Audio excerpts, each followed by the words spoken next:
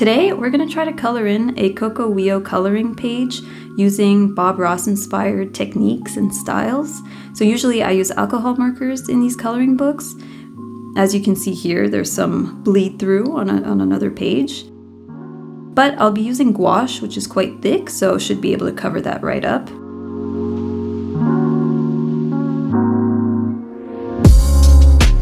I believe Bob Ross used oil paints, but I just have gouache, and I've used gouache before when following his tutorials, and I quite like the look of it, so that's what I'll be using. For the sky, I started by layering the colors down and then going back in with water to try to blend the two colors.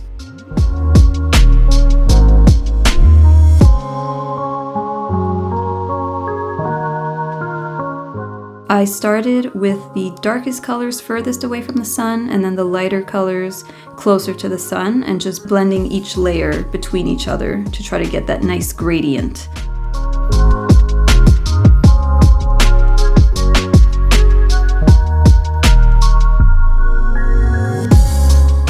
I feel like mountains are a classic Bob Ross staple in a lot of his paintings, and often I found that he uses a very dark color for the mountains, like basically very close to black, and then he goes back in with his knife to add shadow and light, so I'll be doing that. For the water, Bob Ross often uses the same colors as the sky just to make that nice reflection. So I went in with the same colors as the sky, the reds and the pinks, and I did the similar technique of adding the colors and then going back in with water in between to make the nice gradient. At first, I tried not to cover up the black outlines of the shapes, but that was quite difficult to do, so I decided not to worry about it, and that later I'd go back in with black paint to outline all of the shapes again and keep that cartoony look.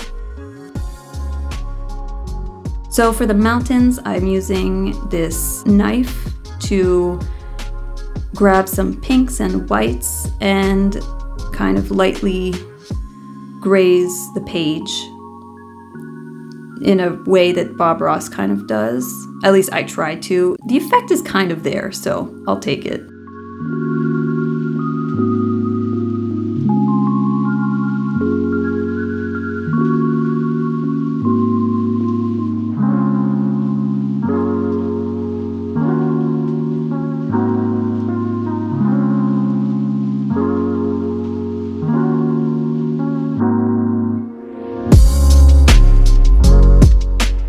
For the trees, I started off by pushing down on the canvas in the way that Bob does for trees, but I did have to kind of slow down and paint in these little strokes just to try to actually cover up the space that I needed to cover up. And I was going to try to obtain the Bob Ross style texture of the trees and the grass with the highlights later on.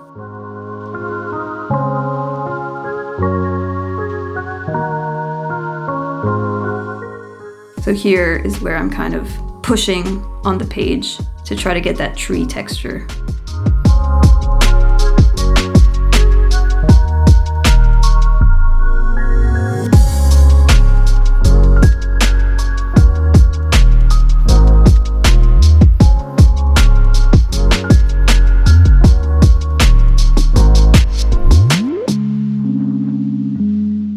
The main elements that I tried to keep very Bob Ross inspired was the sky, the mountains, the trees. But then when it came to some details like the animals and the boat, I kept it more cartoony.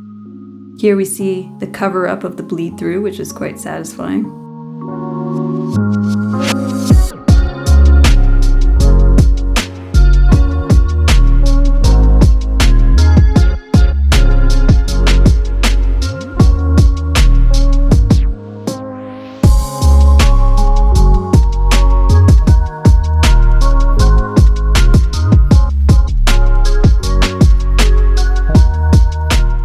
So like I mentioned, the animals, I'm going to keep them very cartoony, and I think the contrast between the more detailed sky and water and mountains, and then the very cartoony animals is quite cute.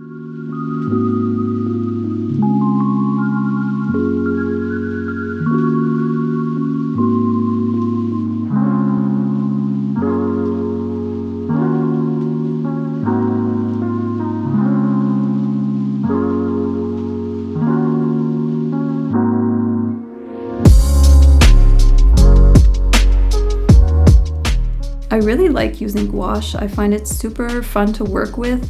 It's kind of like, if you water it down, it could become kind of like watercolor, but if you keep it quite thick, it's super opaque and you can paint on top of previous layers, like I'm doing here, adding some highlights to the fence, and here covering up this little animal's purple face because of the bleed through. Like, it covered it up super nicely. I'm not sure what animal this is, maybe an otter.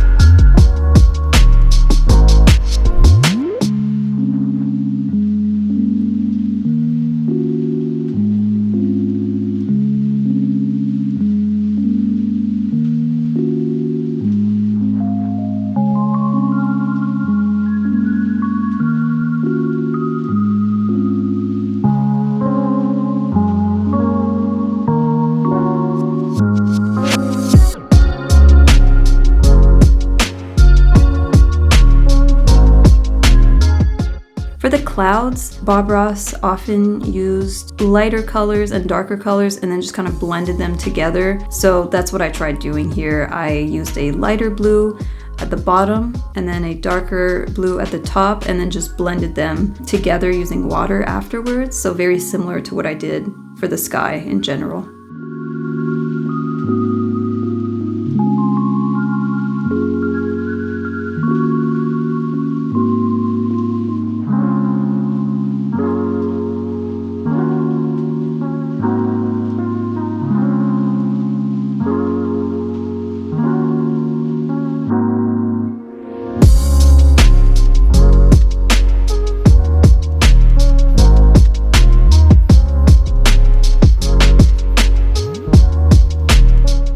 What I like about alcohol markers is that the color is quite consistent and there's not too much streakiness, so you're able to color in a large surface and get the same color throughout the entire surface.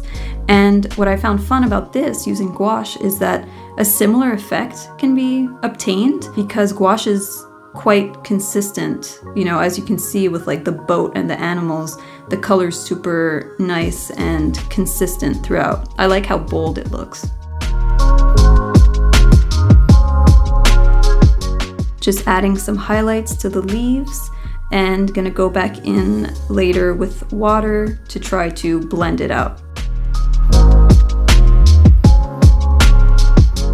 For the cabin, I know that Bob Ross did have some paintings with cabins, so I'm just adding some little details to try to mimic wood pattern, and then going back in with water once again to try to soften it a little bit. And here, honestly, the roof, I don't really know what that's supposed to be, but I just kind of went crazy with the lines. Same thing with the door.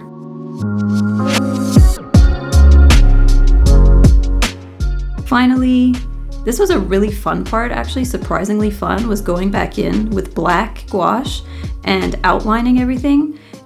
Using black gouache, I watered it down a little bit, but not too much as to get rid of some of the opaqueness. And it was really nice to outline. I find it gives it a nice cartoony, keeps the cartoony style. And yeah, I actually really like how it turned out. It's quite cute. The mountains aren't exactly one-to-one, obviously, with what Bob Ross mountains end up looking like, but an attempt was made, and I think it turned out cute overall. So let me know what you think, and I'll see you in the next one. Bye!